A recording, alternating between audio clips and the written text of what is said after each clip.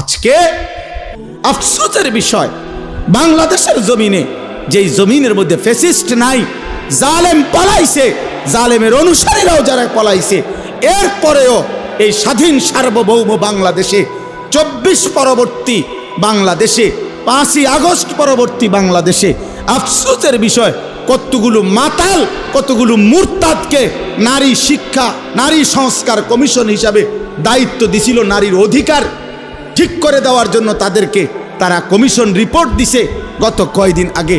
নারীর অধিকার, যে নারী যারা বেশ্যা, নারী যারা পতিতা, তাদেরকে এই সমাজে রাষ্ট্রীয়ভাবে শ্রমিক হিসাবে স্বীকৃতি দিতে হবে, এই প্রস্তাব দিছে, প্রস্তাব পেশ করছে। এটা প্রস্তাব, যৌনকর্মীকে শ্রমিক হিসাবে, ওয়ার্কার হিসাবে স্বীকৃতি দিতে। আশ্চর্য, এটা বাংলাদেশে আশ্চর্য। এই সময় কেমনে সম্ভব হইল? এই মুরতাদ, এই মহিলাগুলো এগুলো কিভাবে পারলো, এই কলমে উঠলো কিভাবে কথা? পৃথিবীর কোনো মানুষ, একেবারে পৃথিবীতে কোনো মানুষ, যেখানে কোনো বিধর্মী, কোনো কাফের সমাজেও এমন অভদ্র কথা হইতে পারে না। পৃথিবীতে বেশ্যাবৃত্তি, পতিতাবৃত্তি পৃথিবীর কোনো সমাজে, এটাকে সমাজের অংশ কেন বলা হবে? এদেরকে সমাজের, ওরা বলতেছে এটা সমাজের অংশ, এরা সমাজের অংশ।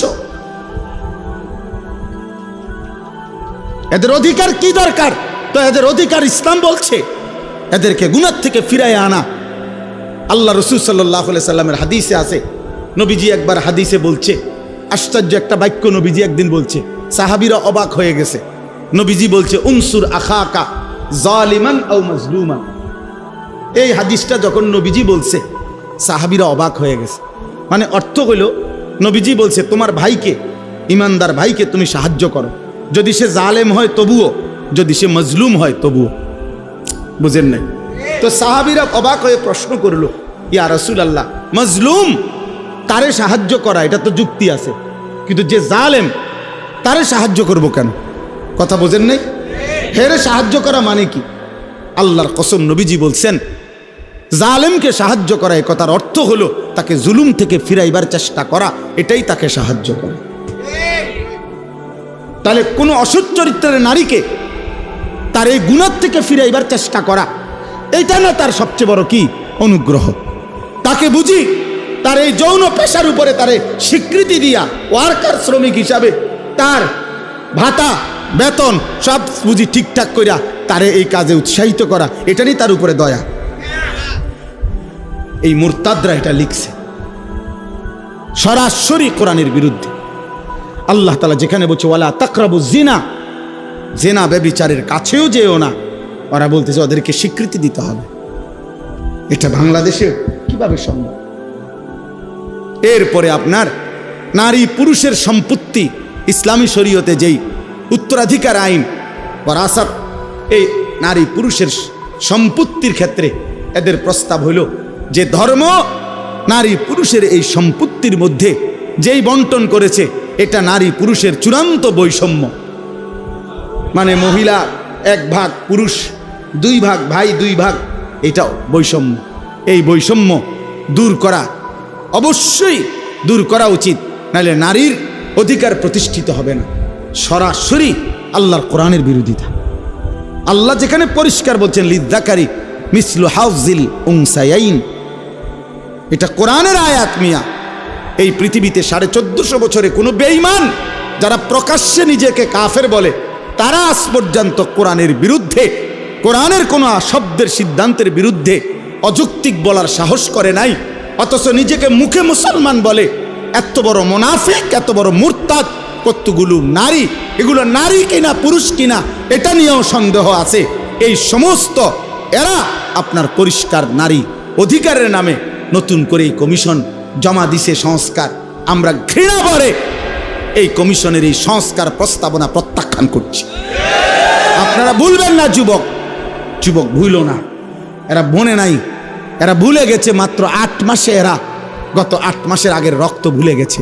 এরা জানে না এদেশের কিশোর নওজোয়ান ফ্যাসিস্ট এবং জালেমকে পলায়ন করতে ভাগাইবার ক্ষেত্রে যদি রক্ত দিতে পারে কালেমার জন্য, কোরআনের জন্য, তার চাইতে আগে রক্ত দেবে ইনশাআল্লাহ। কোনো সন্দেহ নাই ইনশাআল্লাহ, কোনো সন্দেহ নাই, কোনো সন্দেহ নাই। প্রয়োজনে আবার বাবার বুক খালি হবে, আবার স্বামী স্ত্রী আবার বিধবা হবে, কিন্তু কোরআন সুন্নাহ বিরোধী কোন আইন বাংলাদেশের জমিনে বাস্তবায়ন হতে দেওয়া হবে না ইনশাআল্লাহ। হেফাজতে ইসলাম বাংলাদেশ আগামী 3 তারিখ, মে মাসের 3 তারিখ শনিবার, কালকে শনিবারের পরের শনিবার ঢাকা সোহরাওয়ার্দী উদ্যানে এর প্রতিবাদে মহাসমাবেশের ডাক দিছে সারা বাংলাদেশ ব্যাপী। যুবক ভাই তোমরাও যাওয়ার চেষ্টা করবা, ইমাম সাহেব আপনিও মেহনত করবেন। এই নওজোয়ান, এই কিশোর ভাই, এটা কোনো কথা হইল ভাইয়া? এটা কোনো ইনসাফের কথা হইল? কমপক্ষে 10টা ধারা, 10টা সুপারিশ এরকম যেটা সরাসরি আল্লাহর কোরআনের বিরোধী। ছেলে মেয়ে যদি ধর্মীয় বন্ধন মানে ধর্মীয় নিয়ম কানুন ছাড়া যদি একত্রে থাকতে চায়, রাষ্ট্র সমাজ তাদেরকে বাধাগ্রস্ত করতে পারবে না। মানে এই বাড়ির হেরা স্বামী স্ত্রী এই ফ্ল্যাটের, বোঝেন নাই, এই ফ্ল্যাটের এই 2 ফোলা মাইয়া কি তোমরা আমরা এমনি থাকি, তোমরা এমনি থাকো কেন? এই কথা কইলে মামলা হবে। ওই যে আইন, এইটাই আইন চাচ্ছে, বোঝেন নাই কথাটা? এই আইন চাচ্ছে। কি আশ্চর্য! এই সমাজ টিকবে তাহলে? এই সমাজ টিকবে বলেন? আমাদের পরিবার প্রথা টিকবে তাইলে? আমাদের সমাজের মধ্যে মানুষ থাকবে তখন? আর এমনিতেই আমাদের গুনাহের কি হালাত দেখেন। এমনি আমাদের ছেলেরা শুধু মোবাইল দেখে ছেলেরা 1 ওয়াক্ত সেজদা দেয় না। মোবাইল দেখে ছেলেদের হালাতের কি অবস্থা! আর যদি নারী পুরুষের অবাধ মেলামেশা শুরু হয়, কি হবে সমাজ? কি হবে সমাজের?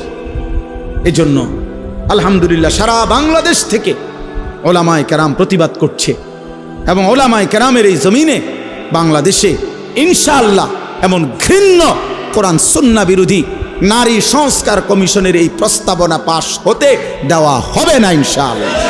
আবার লড়াই হবে ইনশাআল্লাহ, আবার যুদ্ধ হবে ইনশাআল্লাহ, ইনশাআল্লাহ। আল্লাহ তাআলা আমাদেরকে বুঝার তৌফিক দান করে। আমার প্রিয় ভাই, আমার কথা শেষ। আমি অনুরোধ করছি, কিশোর নওজোয়ান বাবা ভাই, পর্দার আড়ালের মা বোন, নিজের ঈমান প্রমাণ করেন কর্মের মাধ্যমে, আমলের মাধ্যমে। সামনাসামনি শুনবার বরকত খুব বেশি। চোখের দিকে তাকায়া আল্লাহর কথা শুনবার মধ্যে ভীষণ বরকত। নজরের সাংঘাতিক ফায়দা। যুগ যুগ ধরে আল্লাহর প্রিয় বান্দা, বুজুর্গানে দিন, আউলিয়ায়ে কেরাম, ওনারা বলছেন মানুষের সবচেয়ে বেশি পরিবর্তন হয়, মানুষের জীবন আল্লাহমুখী, আখেরাতমুখী হয় কোনো আল্লাহর প্রিয় বান্দার সংস্পর্শে। ওনার নজর, ওনার ছোঁয়া, ওনার কাছে আসা যাওয়া, ওনার সাথে উঠা বসা, এর বরকতে মানুষের জিন্দিগি পরিবর্তন। এমনি তো যেই কোনো মানুষের জীবনে কোনো অর্জন, তো ওই বিষয় যিনি জানে এরকম কোনো অভিজ্ঞ ব্যক্তির সংস্পর্শ এটা। উর্দুতে বলে যে কোর্স তো লফজ হি সিখাতে হে, আদমি আদমি বানাতে হে। উর্দুতে বলে যে প্রশিক্ষণ শুধু শব্দ উচ্চারণ, এটা তো কতগুলো শব্দ শিখায়, কিন্তু আদমি আদমি বানাতে হে, মানুষ মানুষ বানায়। অর্থাৎ কোনো আল্লাহওয়ালা, কোনো আলেমে দ্বীন, আল্লাহ পাকের কোনো প্রিয় বান্দার সংস্পর্শে, ওনার চোখের বরকতে, ছোঁয়ার বরকতে মানুষের জিন্দিগি বদলায়। এই জন্য সামনাসামনি শুনবা খুব বরকত, এই চোখের নজরের বরকত। এই জন্য অনুরোধ করলাম, যাদের হাতে মোবাইল, এই মোবাইলগুলো বন্ধ করে। হাতে মোবাইল ধরে রেখে ভিডিও রেকর্ড করবেন না, আমি নিষেধ করলাম। পছন্দ না হলে চলে গেলে ভালো হয়। যার এই কথাটা পছন্দ হয় নাই, প্রিয় ভাই, তুমি চলে গিয়ে ঘুমাইলে ভালো। রাত অনেক হয়েছে, ঘুমাইলে ভালো। ঘুমানোর মধ্যে কোনো দোষও নাই, অপরাধও নাই। আল্লাহ তাআলা ঘুমানোরও তৌফিক দান করে, ঘুমাইলেও ভালো। এই জন্য বললাম, আল্লাহর কথা দিল দিয়ে শুনলে ভালো। কোরআনুল কারীমের মধ্যে আছে, ওয়াইদা কুরিআল কুরআনু ফাসতামিউ লাহু ওয়া আনসিতু লাআল্লাকুম তুরহামুন। যখন আল্লাহর কোরআন পড়া হয় তখন তোমরা মনোযোগ দিয়ে শোনো এবং চুপ থাকো। সরাসরি আল্লাহর আদেশ, ফাস্তামিউ লাহু ওয়া আনসিতু, তোমরা মনোযোগ দিয়ে শোনো এবং চুপ থাকো। আল্লাহ তাআলা ওয়াদা দিয়েছেন যদি এই দুইটি কাজ করতে পারো তো লাআল্লাকুম তুরহামুন, অবশ্যই তোমাদের উপরে রহমত বর্ষিত হবে। আর তাফসিরের মধ্যে আছে রহমত বর্ষিত হবে মানে হলো যে আল্লাহর কথা মনোযোগ দিয়ে শুনে, চুপ থেকে শুনে, এই রহমত তার উপরে বর্ষিত হয় মানে আল্লাহ তাকে ওই কোরআন অনুপাতে আমল করার তৌফিক দান করে। এটাই লাআল্লাকুম তুরহামুনের অর্থ। তাহলে এই যে দেখবেন অনেক মানুষ আল্লাহর দ্বীনের কথার উপরে তার আমলের তৌফিক হয় না কেন? চাচা যান আজগা সামনের কাতারে নামাজ পড়ে, 30 বছর 40 বছর সামনের কাতারে বসে নামাজ পড়ে, প্রত্যেক শুক্রবারে জুমার নামাজের বয়ান শোনে, কিন্তু যেই কিসিমের সুরত চলাফেরা এরকমই। তাহলে এমন কেন? এই সুদ খাইতেছে, মিথ্যা বলতেছে, বিড়ি সিগারেট খাইতেছে, গালিগালাজ করতেছে, টেলিভিশন নাচ গান দেখতেছে, নাটক সিনেমা দেখতেছে, অথচ মসজিদে উনি সামনে বসে নামাজ পড়েন। তো উনি এরকম সদরবদর কেন? এমন কেন? মূল কথা হলো কলিজার মধ্যে এটাই, দিলের মধ্যে যদি পরীক্ষা করা হয় তো এটাই পাওয়া যাবে যে তার দিলে আল্লাহর কথার প্রতি কোনো আগ্রহ, কোনো আন্তরিকতা, মানবার কোনো মানসিকতাই মূলত নাই, কোনো মানসিকতাই নেই। এ বসে হয়তো জুরায় মাথা নিচের দিকে নিয়ে রাখে, কাইথিয়া থায়ে ঠ্যাং হাত, মানে এক ধরনের জান চলে না, বা অবহেলা, অলসতা, খামখেয়ালি আল্লাহর কথার প্রতি। এই মানুষগুলোর কি হয় না? জীবনেও পরিবর্তন হয় না। অলসতা অত্যন্ত ভয়ঙ্কর একটি ব্যাধি। হাদিসের মধ্যে আছে আমাদের প্রিয় নবী সাল্লাল্লাহু আলাইহি ওয়াসাল্লাম 5 ওয়াক্ত নামাজের পরে নবীজি সাল্লাল্লাহু আলাইহি ওয়াসাল্লাম কিছু দোয়া করতেন কমন, মানে নিয়মিত প্রত্যেক নামাজের পর। এর মধ্যে এটাও তিনি দোয়া করতেন, আল্লাহুম্মা ইন্নী আউযু বিকা মিনাল আজজি ওয়াল কাসাল, আল্লাহ আমি আপনার নিকট দুর্বলতা, অক্ষমতা এবং অলসতা থেকে পানাহ চাই। এটা নবীজি দোয়া করতেন, নবীজি এটা দোয়া করতেন, অর্থাৎ অলসতা থেকে মুক্তি চাই, নেক কাজে গরিমসি করা, অলসতা করা, এটা থেকে আল্লাহ নবী সাল্লাল্লাহু আলাইহি ওয়াসাল্লাম পানাহ চাইতেন। কোরআন শরীফে আছে ফাইজা ফারাগতা ফানসাব। আমাদের প্রিয় নবী সাল্লাল্লাহু আলাইহি ওয়াসাল্লামকে আল্লাহ তাআলা বলছেন আপনি যখন সারাদিন দ্বীনি কাজ করে রাত্রিবেলা অবসর হবেন, দাওয়াত, তাবলীগ, তালিম, তাজকিয়া, জিহাদ, ইমামত, কত কাজ করতেন নবীজি দিনের বেলা। পুরাটা সময় তিনি মানুষের কল্যাণে, উম্মতের ফিকিরে দ্বীনি কাজ করতেন। তো আল্লাহ তাআলা বলেন যে এই দ্বীনি কাজগুলো থেকে সারাদিন পরিশ্রম করে রাত্রিবেলা আপনি যখন ফারেগ হবেন, অবসর হবেন, তো এবার লম্বা ঘুম দিবেন এরকম না। আল্লাহ বলছে ফাংসাব, অবসর হয়ে রাত্রিবেলা তো পুনরায় আপনি আবার পুনরায় পরিশ্রম করতে শুরু করবেন। কি পরিশ্রম? তাফসীরের মধ্যে আছে পুনরায় এবার রাত্রিবেলা তাহাজ্জুদ, জিকির, তেলাওয়াত, সেজদা, দোয়া, কান্নাকাটি, এই ইবাদতের মধ্যে লেগে যায়। তাহলে নবী সাল্লাল্লাহু আলাইহি ওয়াসাল্লামকে আল্লাহ তাআলা অবসর দিলেন কোথায়? অবসর দিলেন কোথায়? অবসর কই দিলেন? কোনো অবসর নাই। সারাদিন মেহনত করার পরে আবার বলতেছেন ফাংসাব, অর্থ হলো আপনি কঠোর পরিশ্রম করবেন, আবার রাত্রে লম্বা সময় আপনি পরিশ্রম করুন। অবসর নাই। মুমিনের দুনিয়ায় কোনো অবসর হয় না। ইমানদারের জিন্দিগি, যারা আখিরাত সামনে, যার অনেক নেকি দরকার, যে বোঝে যে আমার কবর অনেক লম্বা, হাসরের ময়দান আমার অনেক লম্বা, তার সময় খুব কম। তার সময় খুব কম। হাদিসের মধ্যে আছে এক মুমিন সামান্য সময় আল্লাহর স্মরণ থেকে সরে থাকা, ভুলে যাওয়া, এটাকে মনে করে যেন তার উপরে এক পাহাড় ভাঙ্গা পড়ছে। আর এক নাফরমান বড় থেকে বড় কোনো পাপ করা, এটাকে মনে করে যেন এক সামান্য পিঁপড়া তারে কামড় দিছে, অর্থাৎ সেইটাকে কিছুই মনে করে না। কিন্তু এক ইমানদার সামান্য একটু ভুলকেও অনেক বড় কিছু মনে করে, অনেক বড় মুসিবত মনে করে।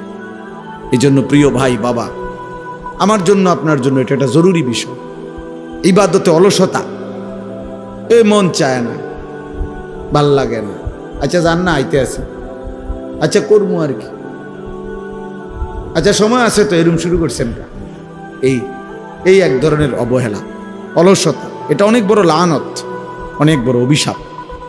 কর্মের উদ্দীপনা না থাকা, মেহনতের একটা জজবা না থাকা, হৃদয়ের মধ্যে কোনো আখিরাতের প্রেরণা না থাকা, এটা লানত।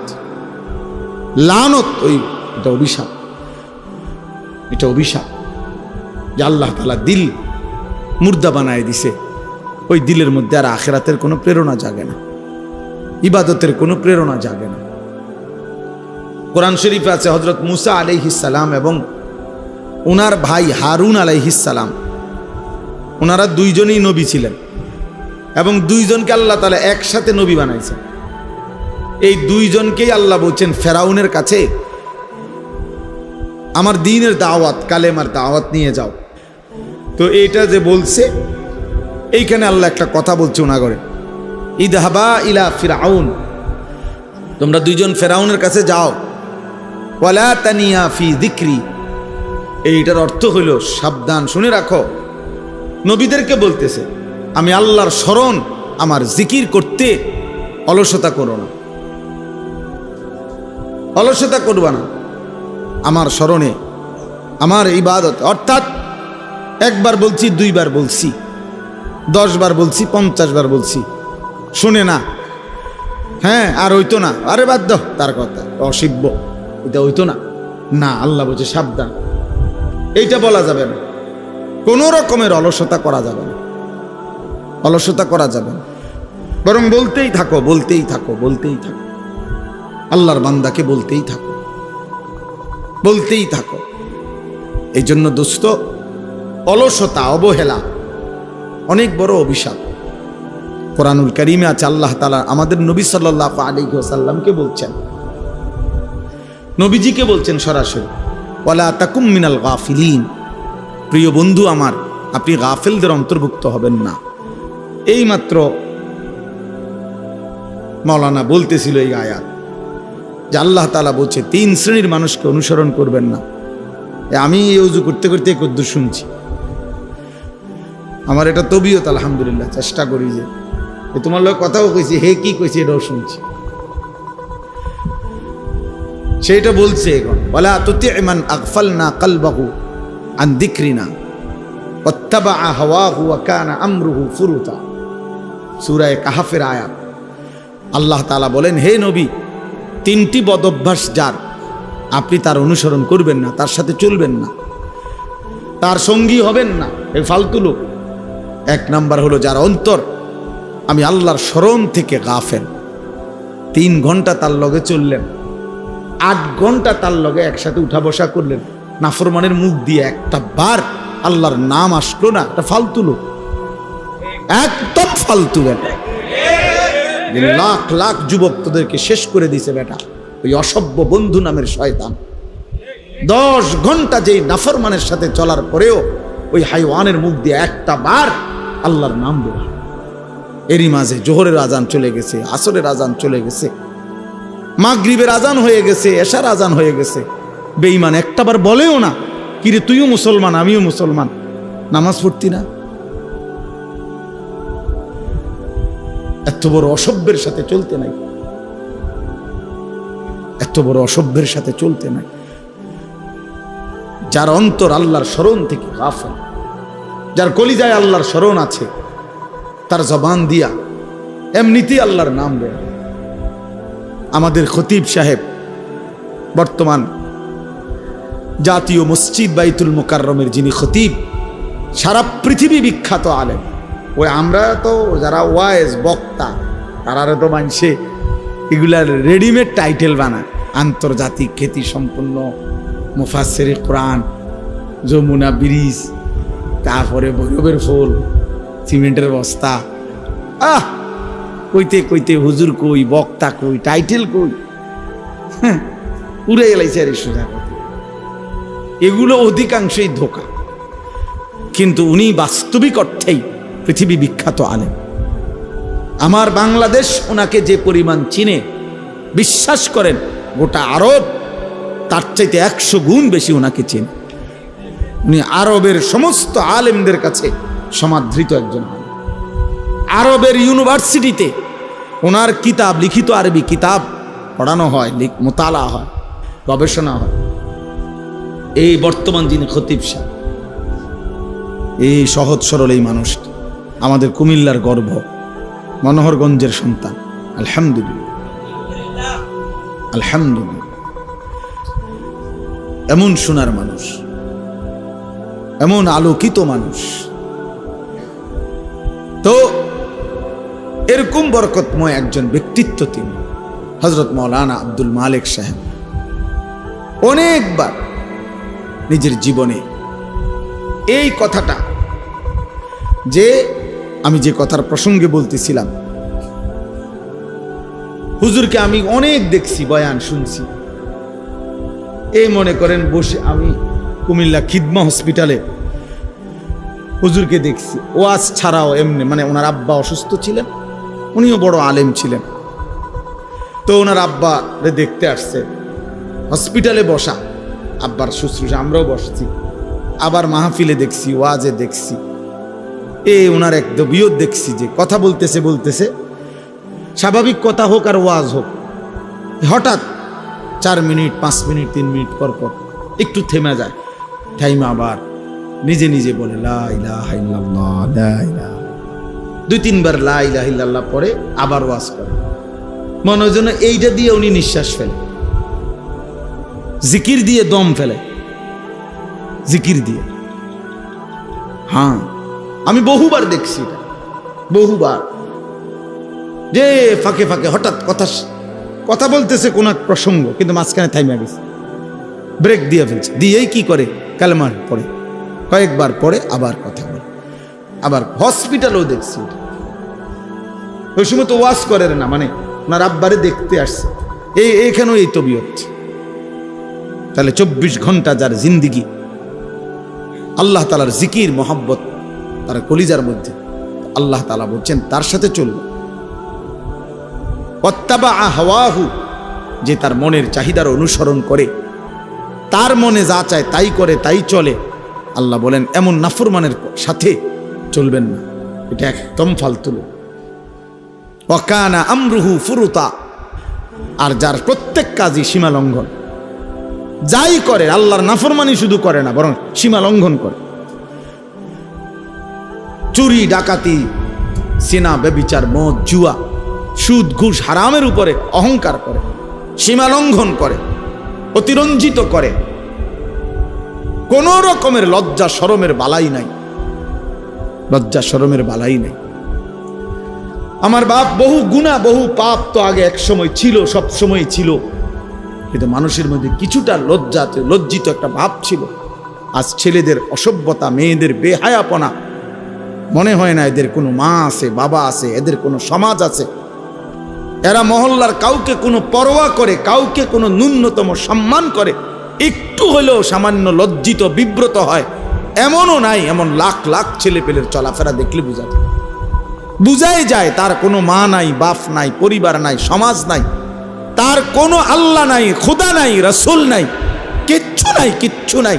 এক জানোয়ারের জিন্দিগি লালন পালন করছে, নিজের মতো চুল, নিজের মতো চেহারা, নিজের মতো খায়, নিজের মতো ঘুমায়, যেখানে সেখানে পেশাব করতেছে। এটা কি রাস্তার কিনার, মানুষ দেখতেছে কি মনে করবে? নারী দেখতেছে, ছবি দেখতেছে, মোবাইল টিপতেছে, আড্ডা দিতেছে, রাস্তার পাশে কার মেয়ে নিয়ে গল্প করতেছে, হাসি ঠাট্টা ছবি উঠাইতেছে। এদিক দিয়ে সিএনজি যায়, গাড়ি যায়, মাইক্রো যায়, মানুষ দেখে, কিন্তু বেহায়া জানোয়ারের এক বিন্দুও লজ্জিত কোনো অনুভূতিও নাই। মানুষের কাতার থেকে বের হয়ে গেছে, ইনসানের কাতার থেকে বের হয়ে গেছে, নিজেকে পশুত্বের চাইতেও নিম্ন স্তরে নিয়ে গেছে। এজন্য দোস্ত, আমি যে কথা শুরু করছিলাম, আল্লাহর কথা মনোযোগ দিয়ে শুনতে হয়। বাবাদেরকেও বলি, জুমার নামাজের ইমাম সাহেব বয়ান করে, আপনি বইয়া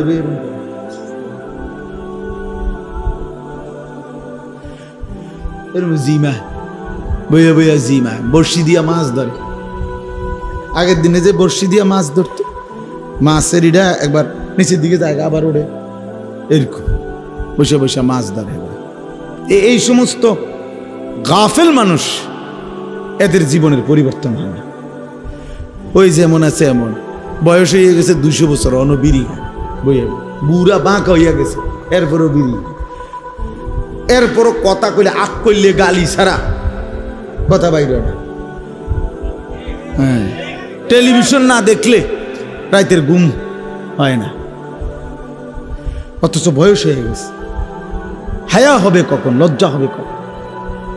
আল্লাহ নবী সাল্লাল্লাহু আলাইহি ওয়াসাল্লাম বলেন, 1.25 লক্ষ নবীদের, সমস্ত নবীদের আমলে আসমানি এই সিদ্ধান্ত আল্লাহ পাকের পক্ষ থেকে, সব নবীদের আমলে এই ওয়াহী ছিল। মানে এই কথাটা যেটা আমি কইতেছি, নবীজি সাল্লাল্লাহু আলাইহি ওয়াসাল্লাম বলছেন, আল্লাহ তাআলা সমস্ত নবীদের আমলে এই কথাটার ওয়াহী ছিল। এটা এই সিদ্ধান্ত ছিল যে ইজা লাম তাস্তাহি ফাসনা মা শি'তা।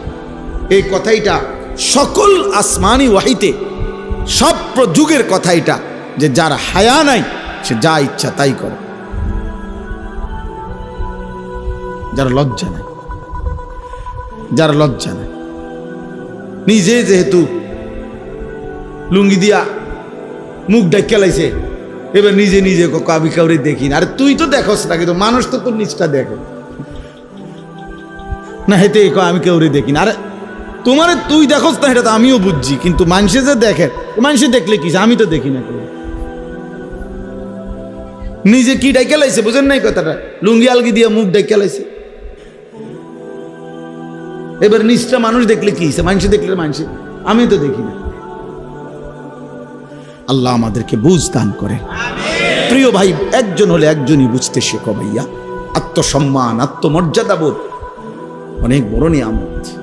আত্ম উপলব্ধি এই ইসলাহি মাহফিলের মূল মাকসাদ। নিজের বিবেককে জাগানো, ইসলাহে নফস। ইসলাহি মাহফিল মানে ইসলাহে নফস, নফসের ইসলাহ, আমার মনের চাহিদার সংশোধন, আমার মনের চাহিদার, নফসের চাহিদা, মনের চাহিদা, যা মন চায় তাই করা। এটা মুসলমান বলে না, বাস এরে মানুষও বলে না, খোদার কসম এরে মানুষ বলে না। কোরআনুল কারীম বলছে যে মনের ইচ্ছা মতো চলে সে জানোয়ার, আনআম, চতুষ্পদ জন্তু, অথবা তার চাইতে নিকৃষ্ট। বালহুম আদাল্লু সাবিলা। মনের ইচ্ছা মতো চলেছে। কোরআন তাকে মানুষ বলে নাই, মুসলমান তো দূরে থাক। মনের ইচ্ছা মতো চলার কোনো সুযোগ নেই। ইসলাহি মাহফিল মানে ইসলাহে নফস, নফসের সংশোধন। এই অশান্ত মন, নফস, মনের চাহিদা সারাক্ষণ গুনাহ করতে প্ররোচিত করে, সেখান থেকে তার ধৈর্য আনতে হবে, ফাঁড়া দিয়া ঘাড়ের মধ্যে মনের চাহিদার, তারপরে নেক কাজ করতে হবে। নফস, মানুষের মনের চাহিদা প্রথম কি চায়? প্রত্যেক মানুষের, একেবারে একজন লোক মনে করেন 400 বছর কাবা ঘরের সামনে দাঁড়াইয়া ইবাদত করছে, মনে করেন 401 বছরের সময়ও তার মনের চাহিদা তারে গাফলতি, খামখেয়ালি, অবহেলার দিকেই প্ররোচিত করে।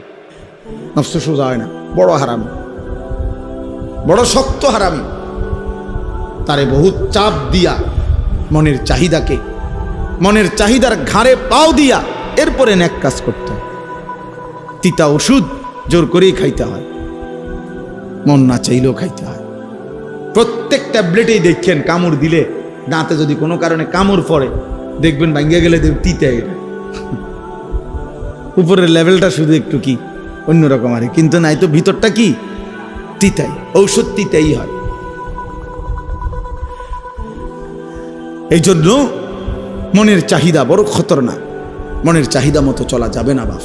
আমরা মুসলমান, মনের চাহিদা প্রথমেই মানুষকে ইন্নান নাফসালা আম্মারাতুম বিসসু। কোরআনে আল্লাহ বলছে প্রত্যেক মানুষের নফস মনের চাহিদা তাকে প্রচন্ডভাবে প্রেসার দেয়, আদেশ করে গুনাহের প্রতি, বিসসু গুনার প্রতি। ফাআলহামাহা ফুজুরাহা ওয়া তাকওয়াহা। আল্লাহ কোরআনে বলছে নফস প্রথম কি বলে, প্রথম ফুজুর গুনাহের কথা বলে, ইলহাম করে, ইলহাম অন্তরে ঢালে মনের চাহিদা, প্রথম গুনাহ করতে পারে। এই জন্য 1 ঘন্টা নারী দেখা এটা খুব সহজ, কিন্তু 1 মিনিট চোখ নিচের দিকে নামাইলে ভিতরে আটলান্টিক মহাসাগরের ঝড় ওঠে, কলিজাটা ছিঁড়া যায়, বহুত কষ্ট হয়, বহুত কষ্ট হয়।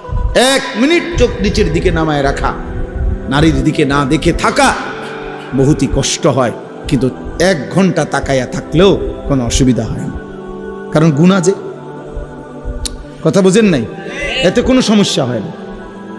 গুনাহ যে, নফস তো এটাই চায়, কিন্তু চোখটা নামাইলেই তো নফসের ব্যতিক্রম, তো নফস তখন ভিতরে তোলপাড় শুরু করে, সাগরের ঢেউর মতো তোলপাড় শুরু করে। এজন্য ভাইয়া, যে বুঝলেন আর কি, যে ভাবলেন এমনি এমনি দুনিয়া শেষ হবে, সিটার বাটফার লইয়েই আবার ভালো নেককার লইয়েই দুনিয়া শেষ হবে। সব একসাথে বাটফার হবে না, সব একসাথে ইমানদারও হবে না, বুঝেন নাই? এর নাম দুনিয়া, ভালো মন্দ এর নাম দুনিয়া। সব ভালো জান্নাত, সব মন্দ জাহান্নাম। আর ভালো মন্দ এর নাম কি? দুনিয়া। দুনিয়া এই নিয়েই চলবে, এর মাঝখান দিয়ে আমাদের বাঁচতে হবে, এর মাঝখান দিয়ে বাঁচতে হবে। এই সমাজে অসভ্যতা চলবেই, এই সমাজে নোংরামি চলবেই, এই চারিদিকে জিনা, ব্যভিচার, মদ, জুয়া, বেহায়াপনা, বেপরদিকি চলবেই। এর মাঝখান দিয়েই আমারে বাঁচতে হবে। এটাই তো পরীক্ষা, এটাই তো তাকওয়ার পরীক্ষা, এটাই তো আখিরাতের পরীক্ষা। আর আল্লাহ তো কোরআনে বলছেন, আমি দুনিয়ার হায়াত দিছি পরীক্ষা করার জন্য, লিনাবলুয়াকুম ওয়া নাবলুকুম ওয়ালা নাবলুয়ান্নাকুম। এই শব্দ বারবার আছে কোরআন শরীফে। পরীক্ষা করব বান্দা, পরীক্ষা করছি, পরীক্ষা করতে হবে, পরীক্ষা দিতে হবে। দুনিয়া দারুল ইমতিহান, দুনিয়াকে বলে পরীক্ষার ঘর, আখিরাত হলো ফলাফলের ঘর। এখানে পরীক্ষা দিবেন, হাসরের মাঠে ফলাফল শুনবেন। ফাআম্মা মান উতিয়া কিতাবাহু বিয়ামিনি, যার আমল নামা হাসরের ময়দানে আল্লাহ বলে ডান হাতে দেওয়া হবে, সে একটা চিৎকার দিয়া নিজের পরিবার, আত্মীয় স্বজন, পরিচিত জনদের সামনে নিজের আমল নামাটা দেখাবে, দেখাইয়া বলবে, হা উমুকরাউ কিতাবিয়া, এই দেখো দেখো, পড়ো আমার নাম, আমার আমল নামা পড়ে দেখো, আমার নাম উঠছে জান্নাতীদের তালিকায়। ইকরাউ কিতাবিয়া, পড়ো তোমরা আমার আমল নামা, দেখো তো আমার নাম উঠছে কিসে। তাইলে দোস্ত, দুনিয়া পরীক্ষার ঘর। কাপুরুষ হেরে যায়, মুজাহিদ হারে না, মোমেন হারে না, কাপুরুষ হেরে যায়। এই সামান্য নারীর কাছে হেরে গেলা ছেলেরা, একটা 12,000 টাকার মোবাইলের কাছে হেরে গেলা, একটা 14,000 টাকার মোবাইলের অশ্লীল ছবির কাছে হেরে গেল। কোথাকার কোন নারী, যার চিনো না, শুনো না, তার কোনো চরিত্র নাই, আখলাক নাই, তার কোনো নাই, নর্তকীর আবার ইজ্জত কি, সম্মান কি? তো বেহায়া, বেপর্দা, অসভ্য নারী, তাকে দেখে দেখে সুস্থ সবল একটা সুন্দর জীবন যে যুবক নষ্ট করে দেয়, তোর চাইতে বড় আহাম্মক আর কে হইতে পারে? বেটা বেউকুফ, কি দেখে নষ্ট করলি নিজের? একটা বাজে, নোংরা, একটা দুশ্চরিত্রা নারীকে দেখে দেখে, যে নারী সারা পৃথিবীর জন্য নিজের ছবি ছেড়ে দিছে, এর কোনো লজ্জা শরম আছে কিছু? তাহলে এর চাইতে নিকৃষ্ট, অসভ্য আর কেউ হইতে পারে? এটা কি পরিমাণ বেহায়া, যে সারা পৃথিবীর জন্য নিজেরে ছেড়ে দিছে। দেখো সারা পৃথিবীবাসী, দেখো আমারে, দেখো আমারে। পৃথিবীতে কোনো যুগেই, কোনো কালেই অসভ্যতা, বেহায়াপনা, অশ্লীলতা কোনো কালেই কারো কাছে, কোনো ধর্মাবলম্বীদের কাছেই পছন্দনীয় না। পছন্দনীয় না, আফসোসের বিষয়। এই জন্য বাপ আমার, বন্ধু আমার, আমরা প্রত্যেকেই মনের চাহিদার বিরোধিতা করে আল্লাহর কোরআন এবং রসুলের সুন্নাহ মতো চললে আমাদের আখিরাত নিশ্চিত। ইসলাহি মাহফিলের মূল ফিকির এটা, মনের চাহিদার বিরুদ্ধাচরণ। আমরা কিতাবের মধ্যে পড়ছি মানুষের মনের চাহিদা দুধ খাওয়া বাচ্চার মতো, বুঝুন, যে বাচ্চা দুধ খায় ওর মতো এই মনের চাহিদা মানুষ। মানে কি? মানে হইল, উনি আছে সুন্দর ব্যাখ্যা, যেই বাচ্চা দুধ খায় এই বাচ্চার নিয়ম হইল 2 বছর পূর্ণ হইলে মারা বহুত জোর কইরা দুধ ছাড়ায়। বুঝেন নাই? এ জীবনেও নিজের থেকে নিজে আমনে হেরে যদি কোরআন শরীফের আয়াত ফিরে কোন যে বাবা লিখছে কোরআনে 2 বছর পরে দুধ ছেড়ে দাও, এতে ছাড়বে না, এতে দুধ খাইতে চাই। মায়ের বুকের দুধ সে ছাড়তে চায় না, তারে জোর করে মহিলারা, প্রত্যেক মহিলারা, যে সমস্ত মায়েরা বাচ্চাকে দুধ খাওয়ায় 2 বছর পূর্ণ হলে মায়েরা অনেক কষ্ট কইরা থাপড়াইয়া মায়েরা ফিরাইয়া কান্দে, ঘন্টার পর ঘন্টা বাচ্চা কান্দে, কিন্তু এরপরও তারে দুধ ছাড়ায়। মানে এইটা মা যদি কষ্ট করে দুধ না ছাড়ায়, তাতে তারে যদি ছেড়ে দেয় এমনি এটার উপরে যে নিজে নিজে ছেড়ে দিব, তাইলে এতে দুধ খাওয়া ছাড়বে না, আরো বড় হইলেও ছাড়বে না, মায়ের বুকের দুধ ছাড়বে না। তো এইটারে বলে আর কি বুজুর্গরা যে মানুষের মনের চাহিদাটাও এই দুধের বাচ্চার মতো, অর্থাৎ জোর করে যদি আপনি মনের চাহিদা না সারান, তা আপনি যদি ছাইড়া দেন, তো এই মনের চাহিদা আপনার জাহান্নামে নিয়া তারপরে থামবে, জাহান্নামে পৌঁছাইয়াছ, নফস তোমার জাহান্নামে পৌঁছাই দিবে দোস্ত। একজন নারী দেখে তুমি থেমে যাবে না, না, এবার দেখতেই থাকবা, দেখতেই থাকবা, দেখতেই। এই জন্য নেশাখোর মদখোর যারা, গোটা সাগর যদি মদ বানায়া দেয় হারামখোরের, এরপরও তৃপ্তি হয় না। দেখেন কি যারা মদখোর, নেশাখোর, গাঁজাখোর, ফুট্টাখোর, বাবাখোর, ডাইলখোর, হারামখোর, এগুলো লানত তার উপরে। আল্লাহ রসুল বলছে মুদমিনু খামরিন, যে নেশাখোর তার জন্য জান্নাত হারাম, হারাম, তার জন্য জান্নাত হারাম। নবীজি বলছে শবে বরাতের রাতে, যে রাতে আল্লাহ তাআলা কোটি কোটি বান্দাকে মাফ করে দেয়, সেই পবিত্র বরকতময় রাতেও এই নেশাখোরকে আল্লাহ মাফ করেন, মাফ করেন। জন্য যুবক, 1 ফোঁটা নেশার সাথে যদি কারো সম্পর্ক থাকে, রহম করো নিজের উপরে, ছেড়ে দাও। বলে 1-2 ফোঁটায় কিচ্ছু হবে না, না, খোদার কসম 1 ফোঁটাও হারাম। কুল্লু মা আসকারা ফাকালিলুহু ওয়া কাসীরুহু হারাম। নবীজি সাল্লাল্লাহু আলাইহি সাল্লামের হাদিস, যা নেশা তৈরি করে তা সামান্যও হারাম, বেশিও হারাম। পেশাবের 1 ফোঁটা খেয়ে দেখো, পায়খানার 1 ফোঁটা, এক সামান্য পায়খানা খেয়ে দাও, সামান্যই তো এটা।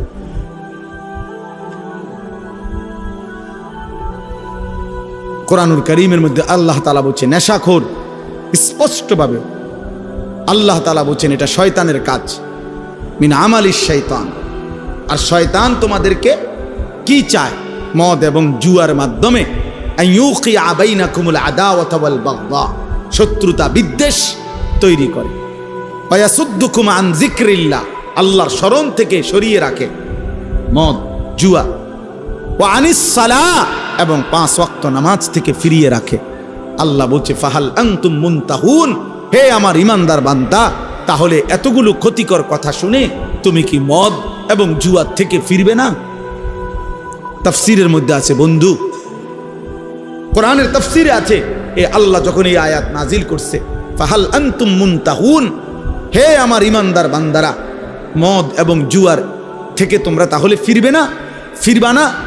তো সাহাবায়ে কেরাম সবাই তখন নবীজির সামনে যারা উপস্থিত শুনছে নবীজির জবানে এই আয়াত, সাথে সাথে সাহাবীরা বলছে, 2 হাত তুলে আল্লাহকে সাক্ষী রেখে বলছে, ইয়া রাব্বি কাদ ইনতাহাইনা, ইনতাহাইনা, হে আল্লাহ আমরা ছেড়ে দিলাম, ছেড়ে দিলাম। এজন্য এখনো তোমরা সবাই বলো যে আল্লাহ আমরা ছেড়ে দিলাম। বলেন, হাত উঠান, হাত উঠান, বলেন, বলেন আমরা আল্লাহ ছেড়ে দিলাম।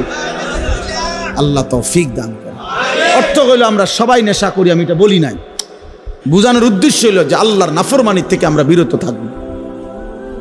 একক ব্যক্তিকে তো দাঁড়া করানো লজ্জার বিষয়, এজন্য সবাই মিলে হাত তুলল। নির্দিষ্ট একদিন একজনকে চিহ্নিত করা, এটা তো তার জন্য আত্মমর্যাদার বিষয়।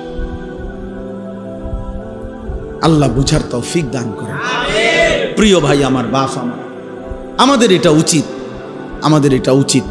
আমি যে 3টা আয়াত পড়ছি, এই 3টা আয়াতের সূরা বাকারার মূল বক্তব্য এই কথাটা যে নিজের ঈমান শুধু জবানের উচ্চারণ যথেষ্ট না, বরং কর্মের প্রমাণ দিলে মুমিন হয়, মজবুত হয়, ঈমান মজবুত হয়, ঈমান ঠিক থাকে। যদি কেউ জবানে তো বলে আমি আল্লাহকে মানি, আখিরাতকেও মানি, কিন্তু কর্মে আমলে বাস্তবে ঈমান ইসলামের যদি তার মধ্যে নমুনা না থাকে, খোদার কসম আল্লাহ বলছে সেই মুমিন না, সে মুনাফিক। এই আয়াতে এটা বলছে মুনাফিকের চিহ্ন অমিনান নাসি মান ইয়াকুলু আমান্না বিল্লাহি ওয়া বিল ইয়াউমিল আখির। আল্লাহ বলেন বহু মানুষ আছে এমন যারা জবানে বলে আমি আল্লাহকে মানি, মুখে পরিষ্কার বলতেছে আমি আল্লাহকে মানি, আখিরাতকে মানি, কিন্তু আল্লাহ নিজে বলতেছে ওয়া মা হুম বিমুমিনিন, না না না, এরা মুমিন না, এরা মুমিন না, এরা মুনাফিক, এরা মুনাফিক। এজন্য প্রিয় বন্ধু, জবানে আল্লাহকে মানি, এটা যে কাউকে জিজ্ঞেস করলে এখানে বলবে আমি আল্লাহকে মানি। আখিরাত মানো কিনা, বলবে হ্যাঁ মানি। তাহলে যদি আল্লাহকেই মানো, আখিরাতকেই মানো, তো চেহারা এমন কেন? সেজদা ছুটে গেছে যে ভাইয়ের, যেই বাবার, কেন নামাজ ছুটে গেল? আল্লাহকে মানলে নামাজ পড়লেন না কেন? আখিরাতকে মানলে নামাজ পড়লেন না কেন? আপনি বলতেছেন ক্ষুধার্ত, তো ভাত খাচ্ছেন না কেন? বলতেছেন পিপাসার্ত, তো পানি পান করছেন না কেন? বলতেছেন জান্নাত পেতে চাই, তো সেজদা দিচ্ছেন না কেন? বলছেন জাহান্নাম থেকে বাঁচতে চান, তো হারাম ছাড়ছেন না কেন? বলেন কেন ছাড়ছেন না? ইনসাফের সাথে বলেন, ইনসাফের সাথে বলেন। প্রিয় ভাই, নিজের উপরে দয়া করুন। সার্টিফিকেট দেখে মুসলমান না, হাসরের ময়দান ভোটার আইডি কার্ড দিয়ে না, জন্ম নিবন্ধন সনদ দিয়ে না, পাসপোর্ট দিয়ে না, সেজদা দিয়ে, সেজদা আল্লাহর গোলামি, আল্লাহর বন্দিগি দিয়ে প্রমাণ করতে হবে আমার দিলের মধ্যে কালেমা, আমার জবানে কালেমা, আমার সারা দেহে কালেমার প্রতিচ্ছবি, ঈমানের প্রতিচ্ছবি, তাইলেই আমি মুমিন, নাই তো মুনাফিক। নাই তো কি বলেন না, নয় তো কি? এই যে শুনলেন আল্লাহ বললেন ওমা হুম, হে কয় আমি আল্লাহরে মানি, আল্লাহ কয় না। হে কয় আমি আখিরাত মানি, আল্লাহ কয় না, তুমি মুমিন না। তাহলে কি বোঝা গেল? একজন মানুষ মুখে বলার পরেও আল্লাহ বলতেছে সে মুমিন না, তাহলে বোঝা গেল শুধু মুখের উচ্চারণ যথেষ্ট নয়। এটা বাদ না, মুখে উচ্চারণ করতে হবে না এটা না, মানে মুখের উচ্চারণই শুধু কি নয়, যথেষ্ট নয়, কর্মের প্রমাণ দিতে হবে, কর্মের প্রমাণ দিতে হবে। আমলের ঘাটতি মুনাফিকের চিহ্ন, আমলের অলসতা মুনাফিকের চিহ্ন, মুনাফিকের চিহ্ন। কোরআনুল কারীম থেকে আমি শুনাই বাবা, কোরআন আল্লাহ স্পষ্ট বলছে, সূরা তাওবার মধ্যে আছে মুনাফিক কেমন, কারা, আল্লাহ পরিষ্কার বলছে ওয়ালা ইয়াতুনাস সালাতা ইল্লা ওয়াহুম কুসালা। আল্লাহ বলে মুনাফিক তারা যারা নামাজে আসে না, আর যদি আসেও অলস ভাবে।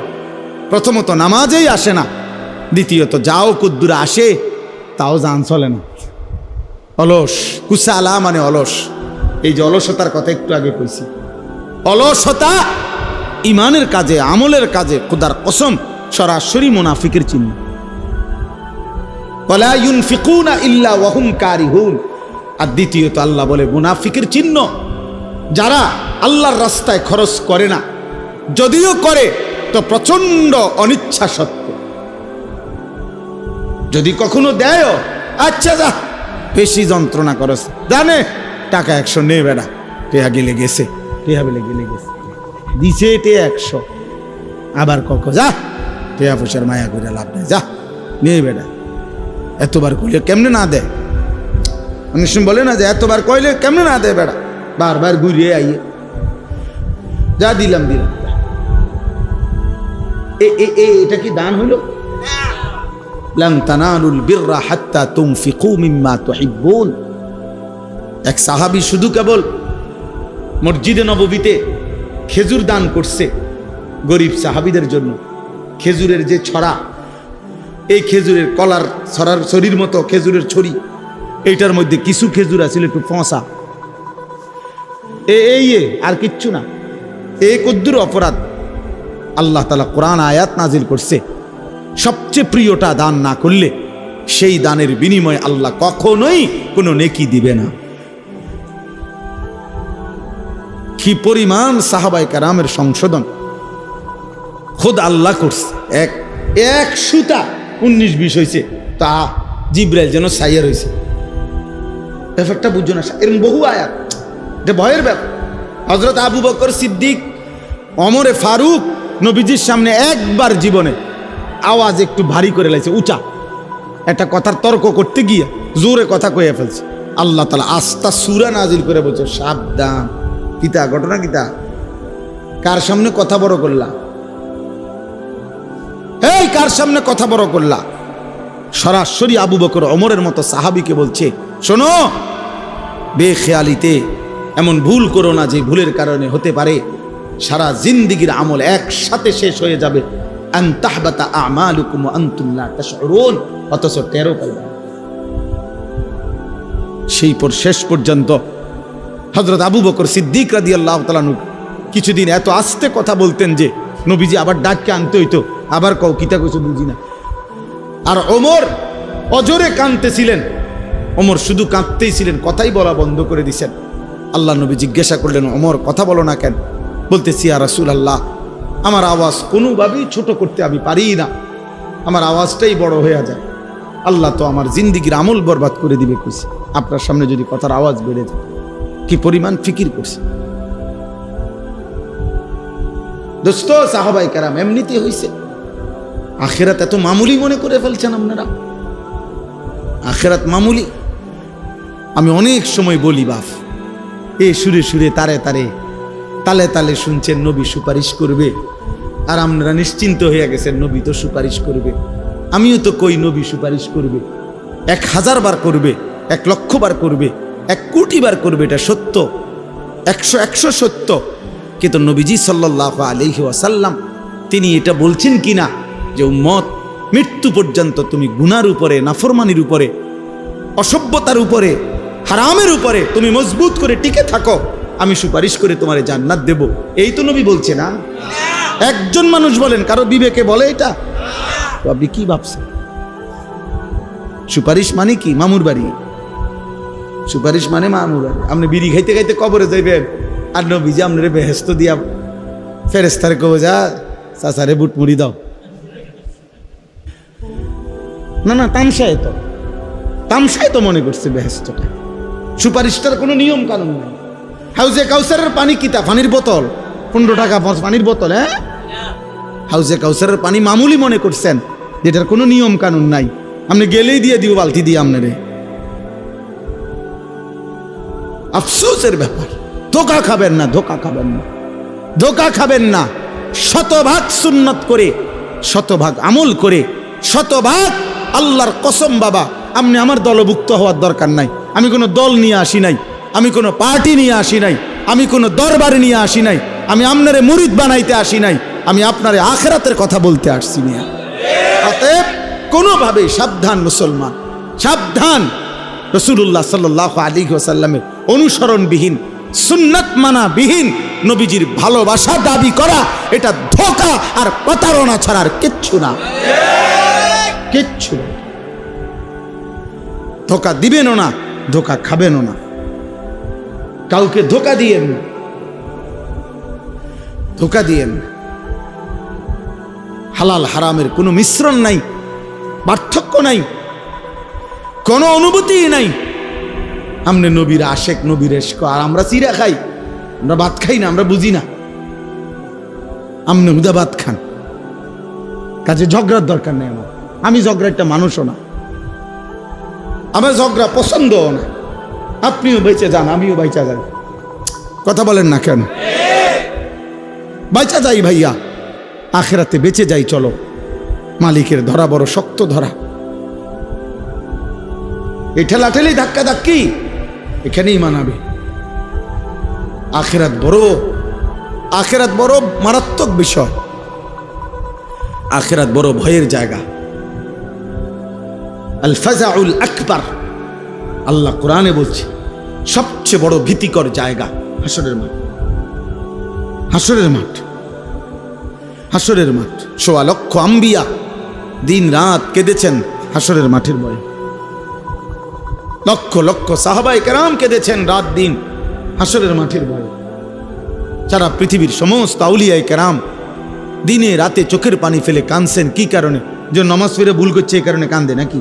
রোজা রেখে অপরাধ করছে এই জন্য কাঁদছে? হাসরের মাঠের ভয়ে কাঁদছে। নাহলে কান্দে কেন ওনারা? উনি তো নামাজ পড়ছেই, উনি কান্দবো কিত্ত তাহলে? উনি তো রোজা রাখছেই, উনি কান্দে কা? উনি তো দান সৎকার করছেই। কথা বোঝেন নাই আমার? উনি কান্দে কেন? কাঁদে হাসরের মাঠের ভয়ে।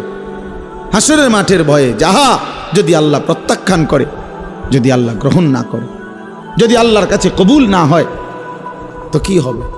যদি নবীর দরবার থেকে ফেরেশতা বলে তাড়িয়ে দেয়, আর নবীজি যদি বলে সহকান সহকান, দূর হও উম্মত, কি হবে আমার? কে দিবে আমাকে আশ্রয়? কে করবে আমার জন্য সুপারিশ? কোরআন শরীফে আছে, আল্লাহ বলছেন শতভাগ দিন মানে যারা আল্লাহর রাস্তায় খরচ করে, যারা, খোদার কসম কোরআন শরীফে আছে, তাদের বৈশিষ্ট্য হলো অকুলুবুহুম ওয়াজিলাতুন। প্রতিটা সেজদা দিতে গিয়ে, প্রতিটা দান সদকা করতে গিয়ে, প্রতিটা আল্লাহর বন্দিগি করতে গিয়ে তাদের দিল একই অবস্থায়, ইবাদতরত অবস্থায়ও তাদের অন্তর আল্লাহর ভয়ে কাঁপতে থাকে। আল্লাহর ভয়ে কাঁপতে থাকে। আমরা খাম খেয়ালি করে, খাম খেয়ালি বিড়ি খাইতে খাইতে কয় বেটা নবীরা আসে। পাগলামি করেন মিয়া। কেন পাগলামি করবেন মিয়া? কথায় কথায় গালি দেন মিয়া, আবার কোন নবীজিরা আসে মিয়া। কার সাথে খামখেয়ালি করেন মিয়া? আখেরাত কি খামখেয়ালির দেখা মিয়া? যে মস্কারি করেন, ঠাট্টা মস্কারি। আমনের বিচার আমি নি করবো, আমার বিচার আপনি নি করবেন। কথা বলেন না কেন? তাইলে আমরা আমি আপনার একটা বুঝ দিয়ে লাইলাম, আপনি আমার একটা বুঝ দিয়ে লাইলেন, এটি কি রং তামাশা? হ্যাঁ, তো আখেরাত। আজকে ছেলেরা তোমরা বুঝতেই আছো না। কত ছেলে তোমরা, আরে বাবা সুস্থ সবল মানুষ, তোমরা টোটালি একটা ওয়াক্ত নামাজ পড়ো না। মুসলমানের ঘরে জন্ম নিয়ে এত বড় জানোয়ার হইলা কেমনে? এত বড় পশু হইলা কেমনে? আল্লাহকে সেজদা না করে থাকো কেমনে বেটা? কেমনে নবীর উম্মত পরিচয় দিবা? হাসরের ময়দানে দাঁড়াইবা কেমনে দোস্ত? আমি প্রতিদিন বলি, প্রত্যেক দিন বলি যে এই হাতের অঙ্গ প্রত্যঙ্গ শরীরে দেখেন দুনিয়াবি উপার্জনের কাজে, দুনিয়ার উপার্জনের কাজে সব অঙ্গ ব্যবহার হয়, এই পাও, হাত, চোখ।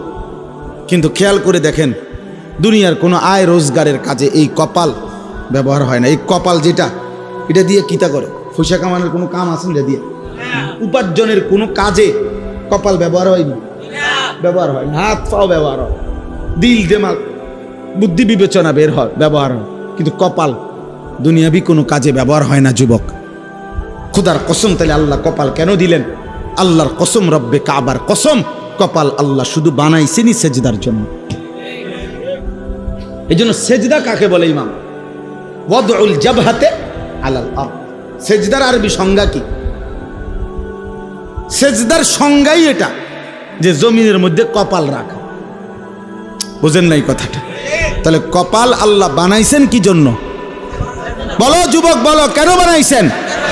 তাহলে অতএব যেই কপাল সেজদা দেয় না, তোর সেই কপালের উপরে আমি থুতু মারলাম, থুতু মারলাম, থুতু মারলাম তোর কপালে।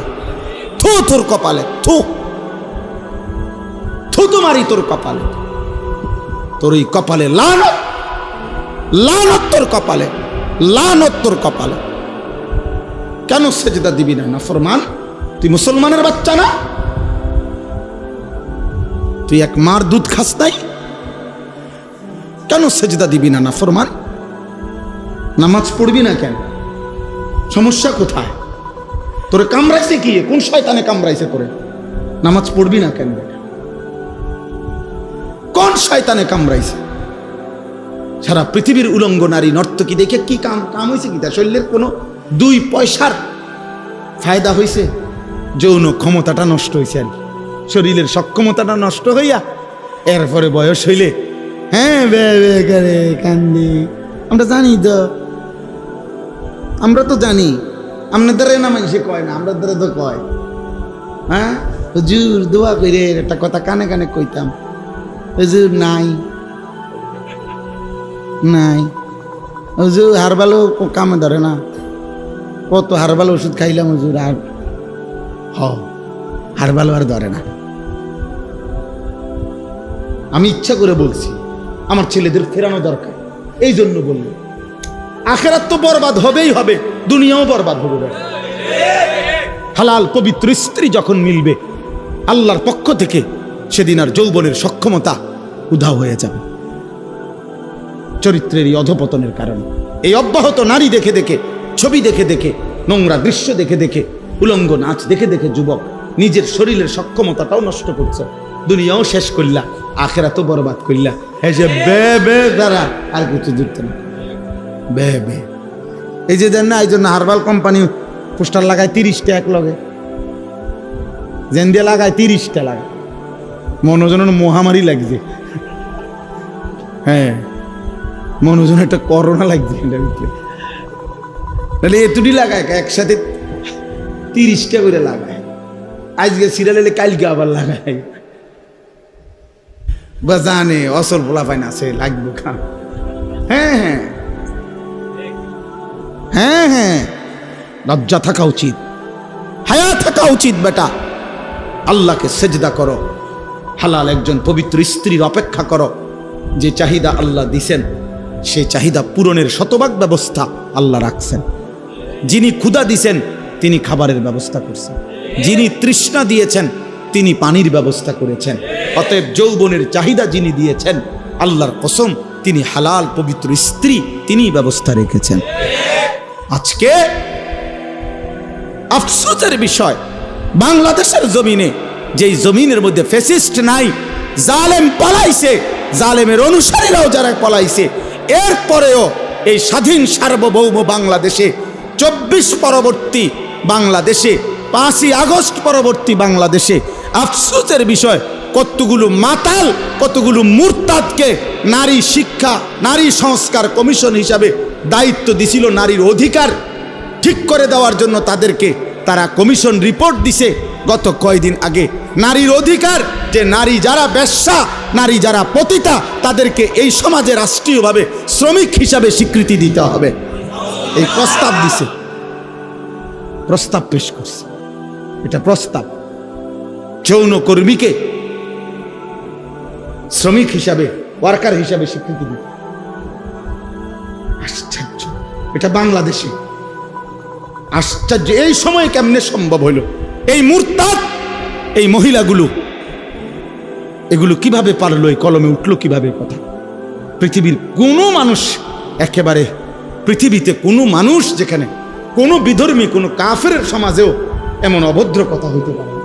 পৃথিবীতে বেশ্যাবৃত্তি, পতিতাবৃত্তি পৃথিবীর কোনো সমাজে, এটাকে সমাজের অংশ কেন বলা হবে?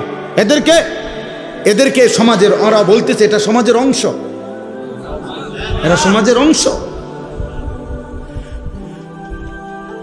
এদের অধিকার কি দরকার? তো এদের অধিকার ইসলাম বলছে এদেরকে গুনাহ থেকে ফিরায় আনা। আল্লাহ রাসূল সাল্লাল্লাহু আলাইহি সাল্লামের হাদিসে আছে, নবীজি একবার হাদিসে বলছে, আশ্চর্য একটা বাক্য নবীজি একদিন বলছে, সাহাবীরা অবাক হয়ে গেছে। নবীজি বলছে, উনসুর আখাকা জালিমান আও মাজলুমা। এই হাদিসটা যখন নবীজি বলছে, সাহাবীরা অবাক হয়ে গেছে। মানে অর্থ হইল, নবীজি বলছে তোমার ভাইকে, ইমানদার ভাইকে তুমি সাহায্য করো, যদি সে জালেম হয় তবুও, যদি সে মজলুম হয় তবুও। বুঝেন না? তো সাহাবীরা অবাক হয়ে প্রশ্ন করলো, ইয়া রাসূলুল্লাহ, মজলুম তারে সাহায্য করা এটা তো যুক্তি আছে, কিন্তু যে জালেম তারে সাহায্য করব কেন? কথা বোঝেন নাই? হেরে সাহায্য করা মানে কি? আল্লাহর কসম, নবীজি বলছেন জালেমকে সাহায্য করা, এ কথার অর্থ হলো তাকে জুলুম থেকে ফিরাইবার চেষ্টা করা, এটাই তাকে সাহায্য করা। তাহলে কোনো অসৎ চরিত্রের নারীকে তার এই গুনাহ থেকে ফিরাইবার চেষ্টা করা, এইটা না তার সবচেয়ে বড় কি অনুগ্রহ। তাকে বুঝি তার এই যৌন পেশার উপরে তারে স্বীকৃতি দিয়া ওয়ার্কার শ্রমিক হিসাবে তার ভাতা বেতন সব বুঝি ঠিকঠাক করিয়া তারে এই কাজে উৎসাহিত করা, এটা নিয়ে তার উপরে দয়া। এই মুরতাদরা এটা লিখছে সরাসরি কোরআনের বিরুদ্ধে। আল্লাহ তাআলা যেখানে বলছে ওয়ালা তাকরাবু জিনা, জিনা ব্যভিচারের কাছেও যেও না, ওরা বলতেছে ওদেরকে স্বীকৃতি দিতে হবে। এটা বাংলাদেশে কিভাবে সম্ভব? এরপরে আপনার নারী পুরুষের সম্পত্তি, ইসলামী শরীয়তে যেই উত্তরাধিকার আইন ওয়ারাসাত, এই নারী পুরুষের সম্পত্তির ক্ষেত্রে এদের প্রস্তাব হলো যে ধর্ম নারী পুরুষের এই সম্পত্তির মধ্যে যেই বন্টন করেছে এটা নারী পুরুষের চূড়ান্ত বৈষম্য। মানে মহিলা 1 ভাগ, পুরুষ 2 ভাগ, ভাই 2 ভাগ, এটা বৈষম্য। এই বৈষম্য দূর করা, অবশ্যই দূর করা উচিত, নাহলে নারীর অধিকার প্রতিষ্ঠিত হবে না। সরাসরি আল্লাহর কোরআনের বিরোধিতা। আল্লাহ যেখানে পরিষ্কার বলছেন লিযযাকারি মিসলু হাউজিল উনসায়াইন, এটা কোরআনের আয়াত মিয়া। এই পৃথিবীতে 1450 বছরে কোনো বেঈমান যারা প্রকাশ্যে নিজেকে কাফের বলে তারা আজ পর্যন্ত কোরআনের বিরুদ্ধে, কোরআনের কোনো শব্দের সিদ্ধান্তের বিরুদ্ধে অযৌক্তিক বলার সাহস করে নাই, অথচ নিজেকে মুখে মুসলমান বলে। এত বড় মুনাফিক, এত বড় মুরতাদ। কতগুলো নারী, এগুলো নারী কিনা পুরুষ কিনা এটা নিয়েও সন্দেহ আছে। এই সমস্ত এরা আপনার পরিষ্কার নারী অধিকারের নামে নতুন করে এই কমিশন জমা দিছে সংস্কার। আমরা ঘৃণা করে এই কমিশনের এই সংস্কার প্রস্তাবনা প্রত্যাখ্যান করছি। আপনারা ভুলবেন না, যুবক যুবক ভুলো না, এরা বনে নাই, এরা ভুলে গেছে মাত্র 8 মাসে, এরা গত 8 মাসের আগের রক্ত ভুলে গেছে। এরা জানে না এদেশের কিশোর নওজোয়ান ফ্যাসিস্ট এবং জালেমকে পলায়ন করতে ভাগাইবার ক্ষেত্রে যদি রক্ত দিতে পারে কালেমার জন্য, কোরআনের জন্য, তার চাইতে আগে রক্ত দেবে ইনশাআল্লাহ।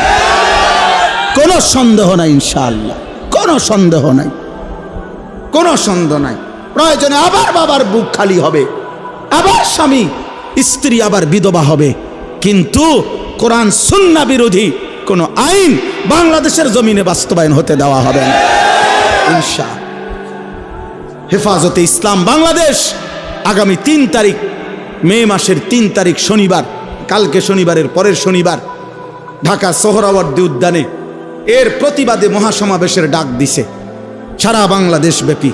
যুবক ভাই তোমরাও যাওয়ার চেষ্টা করবা, ইমাম সাহেব আপনিও মেহনত করবেন। এই নওজোয়ান, এই কিশোর ভাই, এটা কোনো কথা হইল ভাইয়া? এটা কোনো ইনসাফের কথা হইল?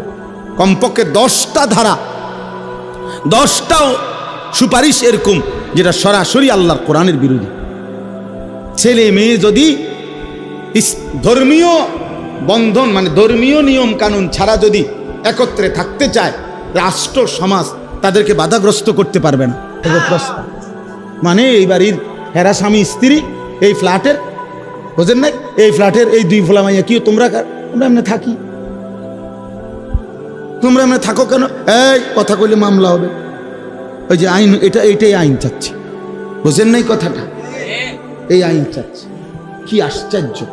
এই সমাজ টিকবে তাহলে? এই সমাজ টিকবে বলেন? আমাদের পরিবার প্রথা টিকবে তাইলে? আমাদের সমাজের মধ্যে মানুষ থাকবে তখন? আর এমনিতেই আমাদের গুনাহের কি হালাত দেখেন। এমনি আমাদের ছেলেরা শুধু মোবাইল দেখে ছেলেরা 1 ওয়াক্ত সেজদা দেয় না। মোবাইল দেখে ছেলেদের হালাতের কি অবস্থা!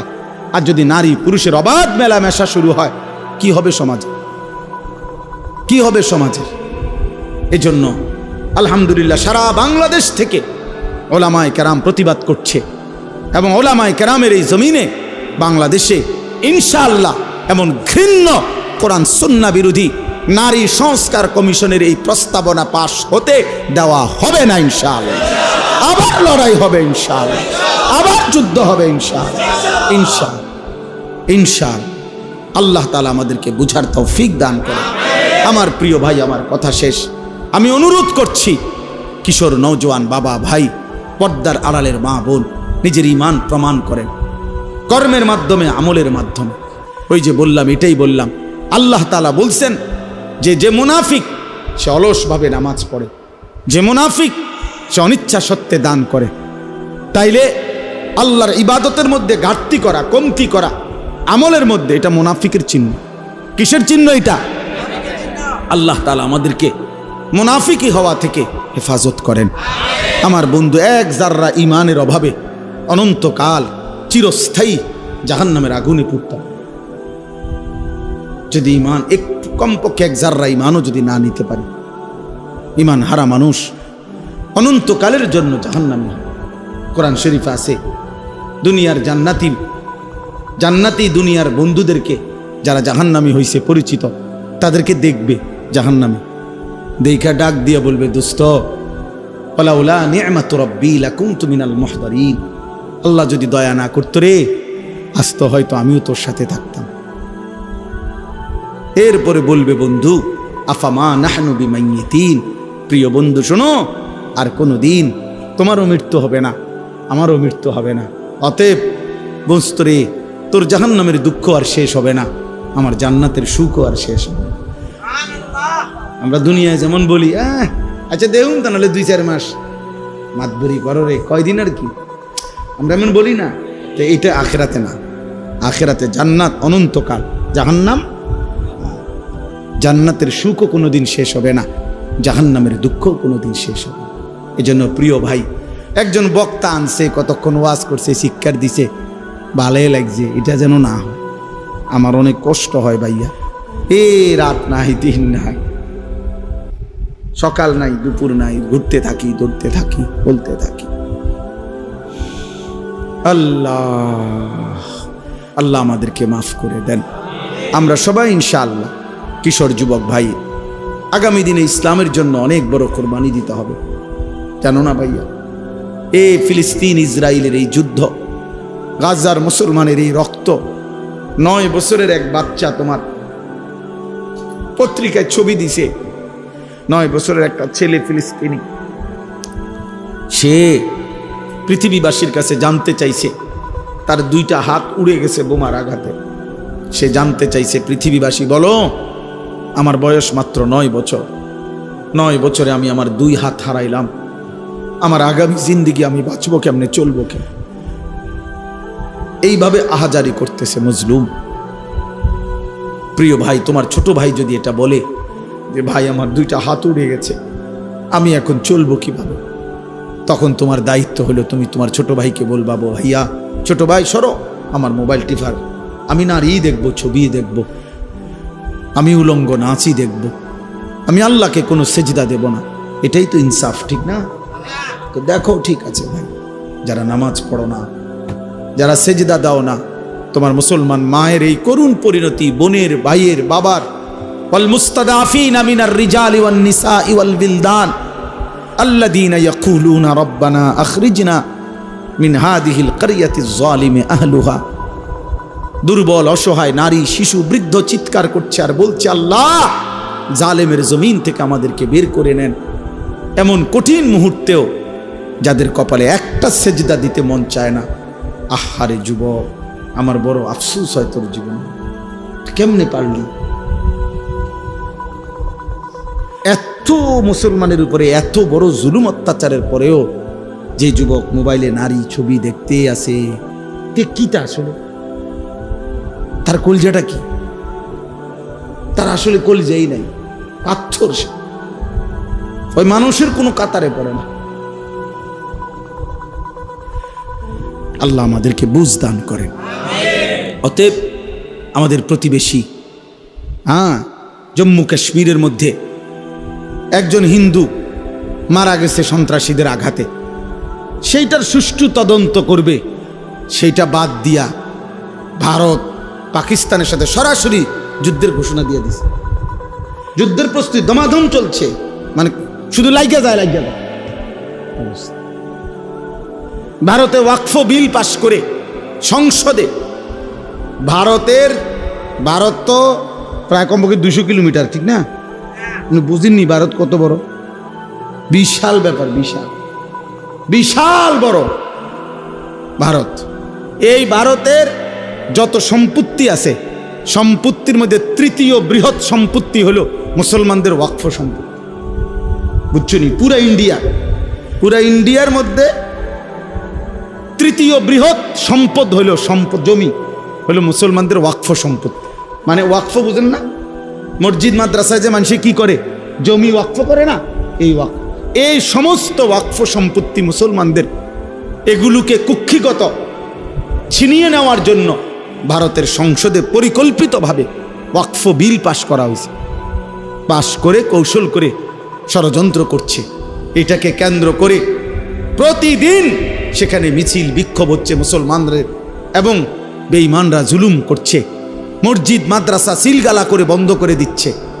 এই জন্য বন্ধু মনে রাখো বাপ, ও 1000 মাইল দূরের ফিলিস্তিন আজীবন মার খাবে, আর রোহিঙ্গা আজীবন নির্যাতিত হবে, কাশ্মীর আজীবন নির্যাতিত হবে।